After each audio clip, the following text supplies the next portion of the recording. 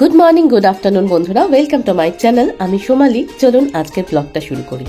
আশা করি আপনারা প্রত্যেকে খুব ভালো আছেন। বন্ধুরা, আমার গলার অবস্থা শুনে বুঝতেই পারছেন আমি ততটা ভালো নই, কারণ ক্যালিফোর্নিয়া হঠাৎ করে ওয়েদারটা এত ড্রপ করে গেল যে আমার একেবারে সর্দি কাশি লেগে গলাটা একেবারে দেখেছেন তো কি অবস্থা হয়ে গেছে। আর সর্দি হলে তো জানেন রান্নাবান্না করতে একটুও ভালো লাগে না, এই জন্য যাই করছি একেবারে শর্টকাট করে শেষ করতে চাইছি।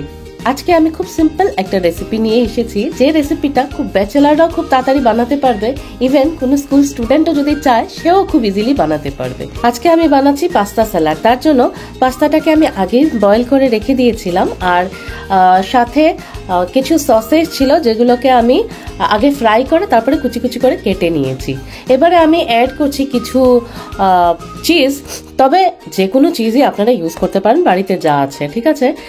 সাথে দিয়ে দিলাম, বাড়িতে অ্যাভোকাডো ছিল আর টমেটো কুচি, আর আমার বাড়িতে তো জানেন মিন্ট গাছ আছে, তো আমার একেবারে গার্ডেন থেকে তুলে নিয়ে এসেছিলাম, রিফ্রেশিং এর জন্য ভালোই লাগবে খেতে।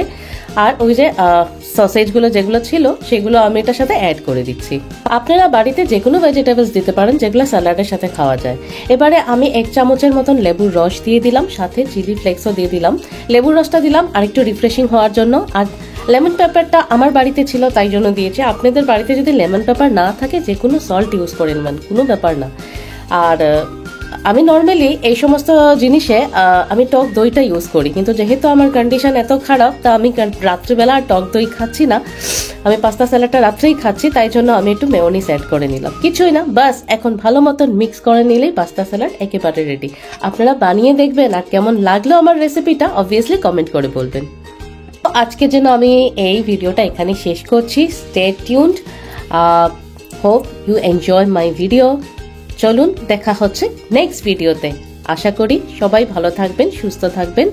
Take care. এখন যে এত শরীর খারাপ হচ্ছে, সবাই সুস্থ থাকবেন, বুঝেছেন? আর বেশি করে জল খাবেন, অনেকটা গরম। চলুন দেখা হচ্ছে, বাই বাই।